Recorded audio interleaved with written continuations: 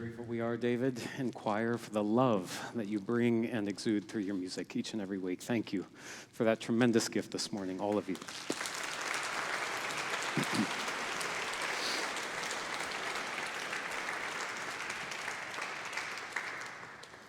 This week, a best friend and I reunited to go walking amongst the giant redwoods of Northern California.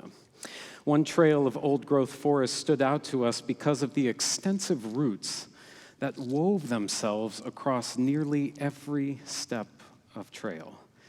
Now, for a place that naturally draws your attention skyward towards the tallest living things on earth, you can't look up while walking for long without stumbling. Still, our amazement couldn't be quelled as we had learned these roots stretched 60 to 80 feet from the trunks of these ancient trees.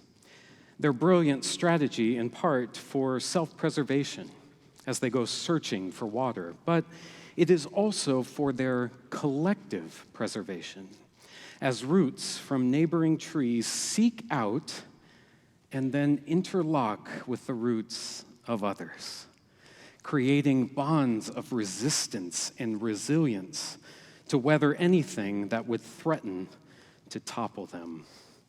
Now, if the Jesus message and movement have a root system, it might very well be the words that Janet read for us so beautifully from the Gospel of Luke.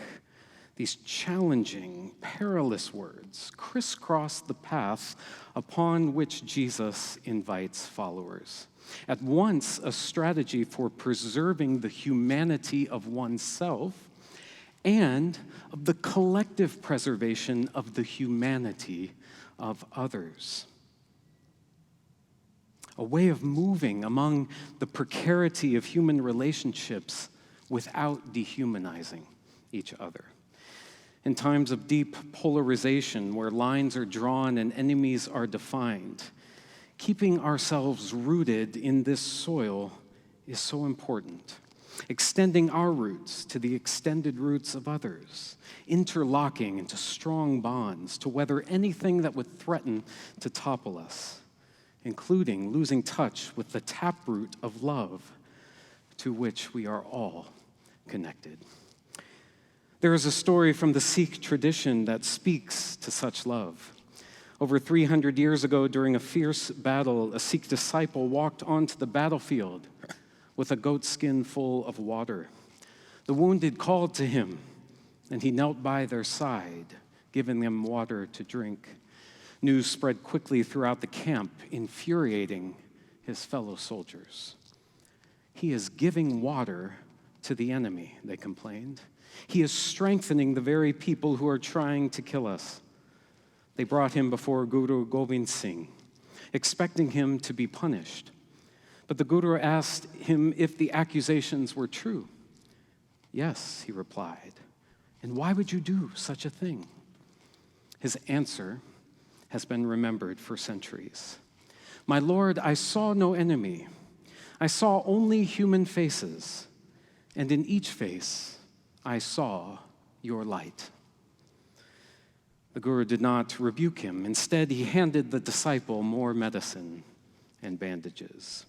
If you see only the divine in every person, he said, then you must also treat their wounds. It's a poor manual for winning a war, but a great story for preventing one in the first place. To understand the world not as enemies to be feared, dominated, and controlled, but as neighbors all bearing the divine spark worthy of love. While such a vision is increasingly radical in this current climate, I was reminded this week that the word radical has its genesis in the Latin word radix, which means root. A radical, then, isn't the person who's wandered off far deep into the weeds or the woods.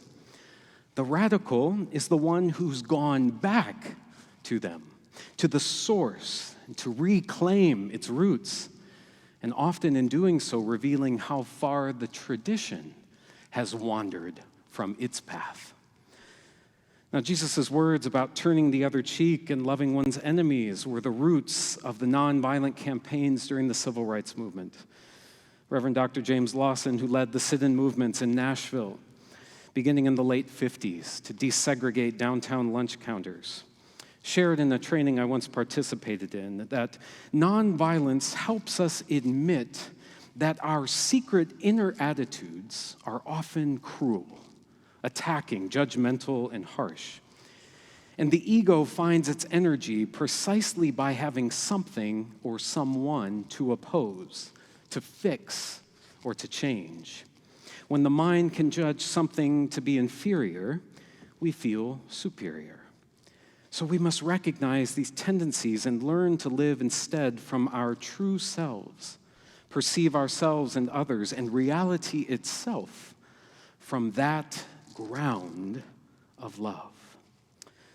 Now, highly disciplined demonstrations to expose the oppressor's tactics are one thing. But what of our lives locally? How does the good news of love play out? I want to be clear, because others have disagreed, that Jesus' words about turning the other cheek, about being good to those who do us harm, are not prescriptions amid situations of active abuse or harm or conflict. There are times we must remove ourselves and walk away, times we must defend ourselves and others. Jesus' words, I think, are for when the dust has settled. What do we do with the pain and hurt, the rage and anger when we are safe again? When in the silence we cannot abide one more minute because our thoughts start churning about getting even, about getting revenge. In those moments, how will we respond? Pain untransformed is pain transmitted, the saying goes. Jesus suggests that taking the initiative here is not reciprocating in kind, but considering a different response in light of the character of God, who is kind, loving, and generous, even to those who are unkind, violent, and selfish. And that doesn't mean an easy forgiveness or excusing behavior or allowing someone access to your life ever again. But it is realizing that such a response, if we can muster it, is first being gracious with and loving our own self too. Nonviolence carries a restorative power as it preserves the dignity of our soul and everyone else's. The heart of Jesus' teachings answers profound questions swirling in the supercharged air of our climate today. Do we have to remain trapped in the same tired cycles of vengeance and violence? Or is there a better way of being human? I believe that Jesus suggests a way of radical love by which evil can be opposed without being mirrored, the oppressor resisted without being emulated, and the enemy neutralized without being destroyed. It is neither passive nor violent, but a kind of third way, a way that refuses to abandon or obscure the love of God in any circumstance. The vision may be a poor manual for political maneuvering and an impractical radicality for an impending revolution. But at its roots, we must remember these words became a subversive counter for a community living under a cruel, dehumanizing empire. And their dogged insistence in love's power to sustain them and to help them overcome. And it is still a beautiful blueprint for communities like ours that strive to remain rooted in love, that strive to use our power and privilege to help liberate others in meaningful ways. We extend our roots from this place to find the roots of others. And there we interlock them for any who is lost or lonely or looking for strength and hope. We interlock these roots. We organize into strong bonds to keep us from fracturing and to keep us radical. That is rooted in a love that disrupts the cycles of fear and violence. Radical love, said Dr. King, is creative and redemptive. Love builds up and unites. Hate tears down and destroys. The aftermath of the fight fire with fire method is bitterness and chaos. The aftermath of the love method is reconciliation and creation of the beloved community. I've told you before about Florence and Clarence Jordan, who turned their small farm in southwestern Georgia into an intentional interracial community called koinonia, a Greek word in the New Testament that means communion. The year was 1942. Clarence used to tell a story about the time that the Klan came to visit his farm. They came to the fence and asked to see him because his name was on the deed. He walked out and greeted them and said, "How may I help you?"